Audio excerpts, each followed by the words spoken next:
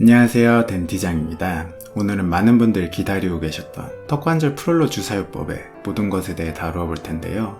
프롤로 주사에 대해 누구보다 진심이고 가장 많은 술식 경험을 가진 사람 중 하나라고 자부합니다. 따라서 오늘 영상에서 많은 것을 말씀드릴 수 있을 것 같은데요.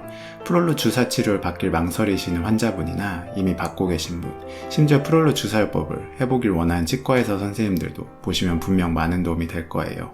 그럼 바로 들어가 볼게요.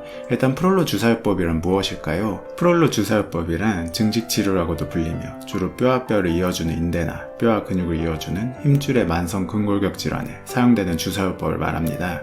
그 중에서 턱관절 프롤로 주사요법은 턱관절, 후두와 얼굴 부위인데 힘줄 부위에 부분 파열이 있거나 인대가 늘어진 환자를 대상으로 하는데요. 통증의 소실, 완화를 유도하기 위해 후두와 턱관절 부위에 포도당 증식물질을 주사하는 것을 뜻합니다. 그렇다면 왜 힘줄이나 인대 부위를 타겟으로 할까요? 인대와 뼈는 한정된 혈류 때문에 치유가 더디고 이런 불완전한 치유의 결과로 통증을 유발하는 섬유나 결합 조직이 생길 수 있고요. 이 불완전한 치유 부위에 주사를 주면 오히려 국소적인 염증 반응을 유도할 수 있고 이로 인해 보다 더 완전한 치유를 도모할 수 있기 때문입니다. 이 염증 반응이 상처 치유에 중요한 역할을 하는 섬유 모세포라는 것을 유입시키고 상처 치료 연쇄 반응을 자극시키는데요. 이는 또한 새로운 콜라겐을 침착시키고 이 콜라겐들이 성숙하며 인대나 힘줄을 짧아지게 하고 강화시키는 역할을 합니다. 그럼 어떤 분들이 이 주사요법을 받는 게 좋을까요? 보통은 생활습관관리, 약물치료, 물리치료, 장치치료 등 전통적인 치료법으로 증상이 개선되지 않는 환자에게 시도하는 걸 추천드리는데요. 급성통증인 경우보다는 만성통증 환자에게 주로 시행하게 됩니다. 대개 염증 반응으로 인해 급성통증이 있는 환자에게 염증 반응을 더 일으키는 프롤로 주사요법을 시행하는 건 적절치 않죠. 저는 만성통증 환자분이 오시면 일단 기본적인 치료를 시행한 후 증상 개선이 되지 않으면 이갈이 이약물기 유무에 따라 장치치료로 넘어갈지 프롤로 주사요법을 시행할지 결정하는데요. 이갈이 이약물기가 있는 경우엔 확실히 장치치료를 진행하는 경우, 그런 악습관이 없는 경우는 프롤로 주사요법을 시행해 주었을 때 예후가 좋은 것을 알 수 있었습니다. 물론 증상이 심하신 분들은 두 가지 치료를 병행하는 경우도 많았고요.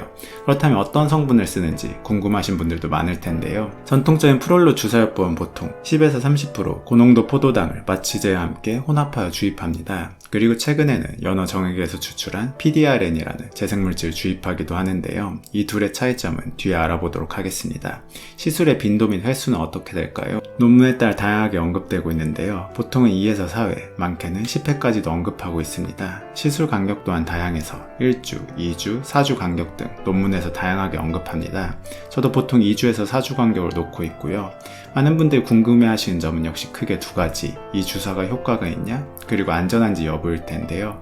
실질적으로 안전하고 효과가 있어야 의료기술로 인정을 받고 실제로 환자분들에게 시행할 수 있겠죠. 이에 대해 보건의료기술의 안전성, 유효성을 평가하는 보건복지부 산하기관인 한국보건의료원 내카에서 총 143페이지 분량의 보고서를 작년 4월 30일에 발표하였습니다. 여기서 핵심적인 내용만 소개해드리면요. 일단 안정성에 대한 평가입니다. 총 1348편의 데이터베이스 중 중복 및 적절치 않은 연구를 제외하고 선정된 12편의 논문 중 중복된 결과를 보고하는 논문을 한 편 더 제외하여 11개의 논문을 집중 분석하였는데요.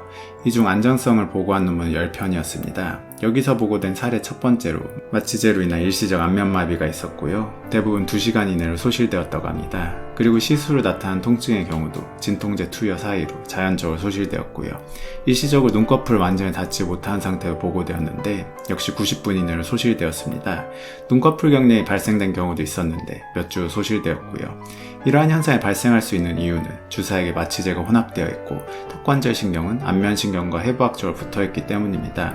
주사를 놓는 과정에서 마취액이 안면신경에 영향을 줄 수도 있지만 마취는 시간이 지나면 풀리기에 별로 문제될 게 없는 거죠.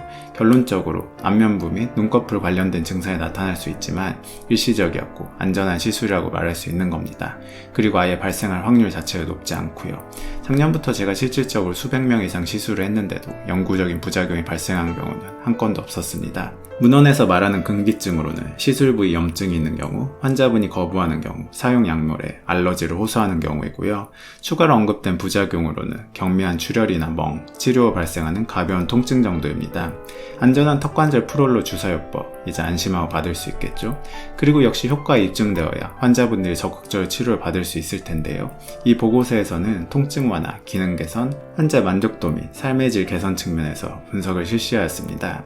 통증에 대해 분석한 5편의 논문에서 생리식염수를 투여한 군보다 통증 개선 정도에 더 효과가 있었고, 그중 2편은 통계적으로도 유의한 차이를 보였다고 하였고요. 기능 개선 측면에서는 개구량이 유의하게 증가했다는 논문, 저작 효율성이 유의하게 증가했다는 논문, 턱이 빠진 탈구 환자에서 입이 과도하게 벌어진 양이 유의하게 개선되었다고 발표한 논문도 존재하였습니다. 물론 유의할 정도로 기능이 개선된 것까지는 아니라고 발표한 논문도 있으니 더 많은 연구가 필요한 부분이기도 합니다.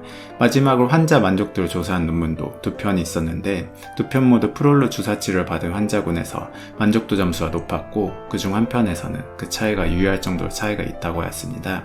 그렇다면 턱관절 프롤로 주사는 정확히 어느 부위에 놓을까요? 턱관절 부위 중에서도 가장 전통적인 위치는 상관절강이라고 하는 부위인데요. 상관절강이란 두개골과 디스크 사이에 위치하는 공간을 말합니다. 보통 인대로 둘러싸여져 있죠. 많은 논문에서도 이 부위를 언급하고 있고, 저도 이 위치에 놓는 것을 기본으로 하고 있습니다. 하지만 다소 관절 주머니 안쪽까지 주사침이 들어가기 때문에 주사에 대한 공포 및 통증에 민감하신 분들에 대해서는 조금 더 빠르고 쉽게 놓을 수 있는 부위인 과도 앞쪽 부위에 놓기도 하는데요. 조금 더 정확히 말하면 과도 앞쪽 부위, 외측익 돌근의 디스크 부착 부위입니다. 경험적으로는 이 부위에 주사를 놓을 때 시술이 더 빨리 끝나고 환자분도 주사 자체의 통증을 덜 호소하는 걸로 보였습니다. 하지만 이런 수루 통증의 비교에 대해서는 더 많은 연구가 필요한 부분이기도 하죠. 그리고 통증 부위가 과도 뒤쪽인 분들에게는 원판호 조직 부위에 주사를 하기도 하는데요. 가장 대표적인 논문에서는 상관절강과 원판호 조직 부위 2부위를 모두 놓는 것을 기준으로 연구가 진행되었습니다. 저도 환자분들의 특성에 따라 다양한 부위에 놓고 개선 정도를 관찰하며 최적의 방법론에 대해 고민하고 있고요. 대부분 만족하시고 통증 개선에 많은 효과를 보았지만, 그렇다고 100% 만병통치약은 아니라는 것 또한 알고 계셔야 합니다. 아직도 많은 연구가 필요한 분야이기도 하고 저 또한 그 일선에 있고요. 포도당과 PDRN 주사요법의 차이, 주사를 맞으는 주의사항, 후두와 부의 프롤로 주사요법 등 아직도 할 얘기가 많은데요. 이 모든 걸 언급하기엔 영상이 너무 길어질 것 같아 추후 2편에서 나머지를 다루어 보도록 하겠습니다. 오늘 영상 여기까지고요. 도움이 되셨다면 구독과 좋아요, 알림 전체 설정 맞춰주세요. 감사합니다.